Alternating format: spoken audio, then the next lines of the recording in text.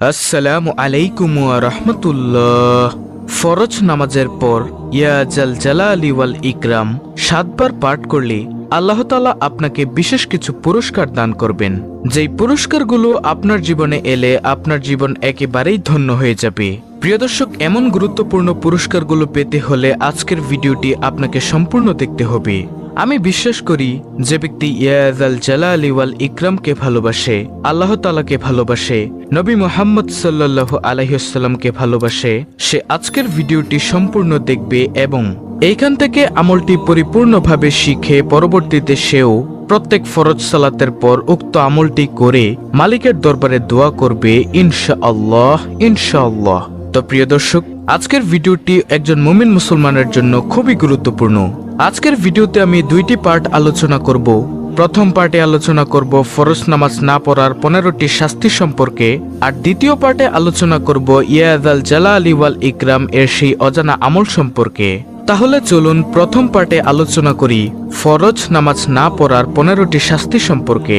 হাসরের মাঠে নামাজের মাধ্যমে হিসাব নিকাশ শুরু হবে। যার নামাজ সঠিক হবে তার অন্যান্য আমলও সঠিক বলে বিবেচিত হবে, আর যার নামাজ অসুন্দর হবে তার অন্যান্য আমলও অসুন্দর বলে গণ্য হবে। তাই প্রত্যেক মুসলমানের উচিত গুরুত্ব সহকারে নামাজ আদায়ে সচেষ্ট থাকা। যে ব্যক্তি নামাজের ব্যাপারে অলসতা করে তাকে 15 ধরনের শাস্তি দেওয়া হবে। তার মধ্য থেকে 5 ধরনের শাস্তি দুনিয়াতে, 3 ধরনের শাস্তি মৃত্যুর সময়, 3 ধরনের শাস্তি কবরে, 4 ধরনের শাস্তি কবর থেকে উঠানোর পর দেওয়া হবে। দুনিয়াতে যে 5 ধরনের শাস্তি দেওয়া হবে তা হলো: নম্বর 1, তার জীবনের বরকত ছিনিয়ে নেওয়া হবে। 2, তার চেহারা থেকে নেককারের নূর দূর করে দেওয়া হবে। 3, তার নেক কাজের কোনো বদলা দেওয়া হবে না। 4, তার কোনো দোয়া কবুল হবে না। 5, নেকবান্দাদের দোয়ার মধ্যে তার কোনো হক থাকবে না। আর মৃত্যুর সময় যে 3 ধরনের শাস্তি দেওয়া হবে তা হলো: নম্বর 1, কষ্ট ও অপমানের সঙ্গে সে মৃত্যুবরণ করবে। 2, ক্ষুধার্ত অবস্থায় সে মৃত্যুবরণ করবে। 3, এমন পিপাসার্ত অবস্থায় সে মৃত্যুবরণ করবে যে সমুদ্র পরিমাণ পানি পান করলেও তার পিপাসা মিটবে না। নাউজুবিল্লাহ। কবরে যে 3 ধরনের শাস্তি দেওয়া হবে সেগুলো হলো: নম্বর 1, কবর তার জন্য খুব সংকীর্ণ হয়ে যাবে। এমন সংকীর্ণ হবে যে রাসূল সাল্লাল্লাহু আলাইহি ওয়াসাল্লাম বলেন, কবরের 2 পাশের মাটির চাপে এক পাশের বুকের হাড় আরেক পাশে ঢুকে যাবে। নম্বর 2, তার কবরে আগুন জ্বালিয়ে দেওয়া হবে। নম্বর 3, তার কবরে এমন একটি সাপ নিযুক্ত করা হবে যে সাপের চোখ হবে আগুনের, নখগুলো হবে লোহার, তার প্রত্যেকটি নখ লম্বা হবে 1 দিনের দূরত্বের পথ। ওই সাপের আওয়াজ হবে বজ্রের আওয়াজের মতো বিকট। সাপ ওই বেনামাজিকে বলতে থাকবে, আমাকে আমার রব তোমার জন্য নিযুক্ত করেছেন যাতে ফরজ নামাজ নষ্ট করার কারণে তোমাকে আমি দংশন করি। ফজরের নামাজ নষ্ট করার কারণে সূর্যোদয় পর্যন্ত দংশন করতে থাকি, আর জোহরের নামাজ নষ্ট করার কারণে আসর পর্যন্ত দংশন করতে থাকি, আসরের নামাজ নষ্ট করার কারণে মাগরিব পর্যন্ত দংশন করতে থাকি, আর মাগরিবের নামাজ নষ্ট করার কারণে এশা পর্যন্ত, আর এশার নামাজ নষ্ট করার কারণে ফজর পর্যন্ত দংশন করতে থাকি। নাউজুবিল্লাহ। এই সাপ দংশন করার সঙ্গে সঙ্গে সে 70 হাত মাটির নিচে ঢুকে যাবে, উঠিয়ে তাকে আবার দংশন করতে থাকবে। এইভাবে কিয়ামত পর্যন্ত তাকে আযাব দিতে থাকবে। আল্লাহ তাআলা আমাদেরকে রক্ষা করুক, আমিন। আর প্রিয় দর্শক, কবর থেকে উঠানোর পর বেনামাজিকে যে 4 ধরনের আযাব দেওয়া হবে সেগুলো হলো: নম্বর 1, তার হিসাব খুব কঠিনভাবে নেওয়া হবে। 2, আল্লাহ তাআলা তার উপর অসন্তুষ্ট হয়ে থাকবেন। 3, তাকে জাহান্নামে নেওয়া হবে। নম্বর 4, তার চেহারায় 3টি লাইন লেখা থাকবে।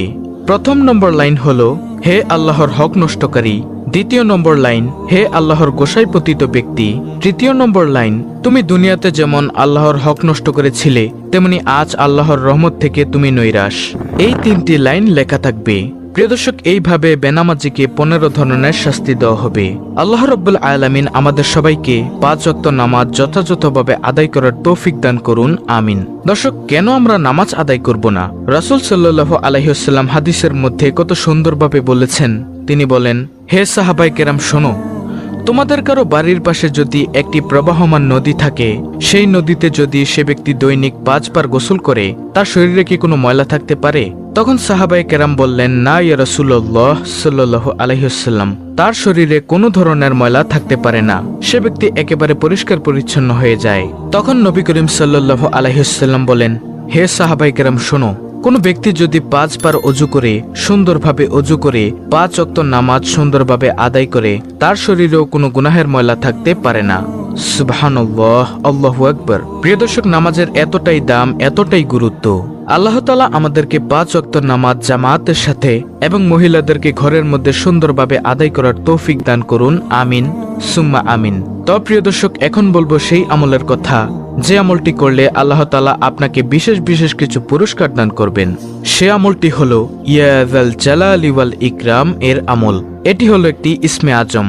ইসমে আজম আল্লাহ তাআলার গুণবাচক নাম দিয়ে তৈরি। প্রিয় দর্শক, এই ইসমে আজমের অনেক অনেক দাম। রাসূল সাল্লাল্লাহু আলাইহি ওয়াসাল্লাম একদিন একটি পথ দিয়ে যাচ্ছেন, এমতো সময় দেখলেন এক ব্যক্তি ইয়া যাল জালালি ওয়াল ইকরাম এর দ্বারা আল্লাহর দরবারে দোয়া করছেন। তখন নবী সাল্লাল্লাহু আলাইহি ওয়াসাল্লাম বলেন, তোমার আজকে যা মনে চায় তুমি তাই আল্লাহর দরবারে চেয়ে নাও, কারণ ইয়া জাল জালালি ওয়াল ইকরাম এর বরকতে আল্লাহ তাআলা তোমার দোয়া আজকে কবুল করে নেবেন। সুবহানাল্লাহ, আল্লাহু আকবার। আমাদের সমাজ থেকে আজকে এই ইয়া জাল জালালি ওয়াল ইকরাম এর জিকিরটি হারিয়ে গিয়েছে। অথচ কত দামি একটি আমল। আমরা যখনই মোনাজাত ধরব, মোনাজাতের মধ্যে ইয়া জাল জালালি ওয়াল ইকরাম এটা বলে আল্লাহর দরবারে কিছু চাইব। ইনশাআল্লাহ ইয়া জাল জালালি ওয়াল ইকরাম এর উসিলায় মহান রব্বুল আলামিন কিছু না কিছু অবশ্যই দান করবেন ইনশাআল্লাহ। তো প্রিয় দর্শক, আমলটি করার জন্য আপনাকে প্রত্যেক ফরজ সালাতের পর ইয়া জাল জালালি ওয়াল ইকরাম এর জিকির করতে হবে এবং ইয়া জাল জালালি ওয়াল ইকরাম এর জিকির করে মহান মালিকের দরবারে আপনি যা চাইবেন, এক কথায় আপনি যা চাইবেন তা যদি আপনার জন্য কল্যাণকর হয়ে থাকে অবশ্যই আল্লাহ তাআলা আপনাকে তা দান করবেন। কারণ রাসূল সাল্লাল্লাহু আলাইহি ওয়াসাল্লাম কিন্তু হাদিসের মধ্যে স্পষ্টভাবেই বলে দিয়েছেন যে ব্যক্তি ইয়া জাল জালালি ওয়াল ইকরাম বলে কোনো কিছু চায় তাকে আল্লাহ তাআলা খালি হাতে ফিরিয়ে দেন না। তাই প্রিয় দর্শক, আপনার ধন দৌলত লাগবে, রিজিকে বরকত লাগবে, ব্যবসায় বরকত লাগবে, আপনার মনের দুঃখগুলো আল্লাহ তাআলার দূর করাতে হবে, আপনার গুনাহের জন্য ক্ষমা চাইতে হবে, সকল কিছু মহান মালিকের দরবারে বলবেন। ইনশাআল্লাহ ইয়া যাল জালালি ওয়াল ইকরাম এর বরকতে আল্লাহ তাআলা অবশ্যই দোয়া কবুল করবেন। এছাড়া আপনাকে বিশেষ বিশেষ কিছু পুরস্কার দান করবেন। তা হলো, যেই বান্দা আল্লাহর হয়ে যায় আল্লাহ তাআলাও তার হয়ে যায়। যখন আপনি আল্লাহর পাগল হয়ে যাবেন আল্লাহ তাআলা আপনাকে গায়বী খাজানা থেকে রিজিকের ব্যবস্থা করবেন, আপনার অন্তরের মধ্যে প্রশান্তি দান করবেন, প্রশান্তিময় জীবন দান করবেন, পরিবারের মধ্যে সংসারের মধ্যে সুখ শান্তি দান করবেন ইনশাআল্লাহ, এবং সমস্ত আমল করার জন্য আপনাকে তৌফিক দান করবেন।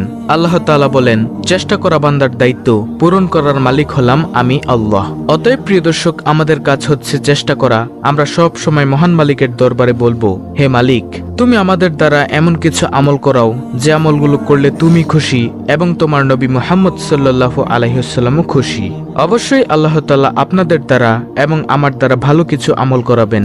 প্রিয় দর্শক, এই ইয়া জাল জালালি ওয়াল ইকরাম হচ্ছে অত্যন্ত সুন্দর একটি আমল, যেটা রাসূল সাল্লাল্লাহু আলাইহি ওয়াসাল্লামও করতেন। আল্লাহ রাব্বুল আলামিন আমাদের সকলকে এই আমলটি করার তৌফিক দান করুন। আমিন।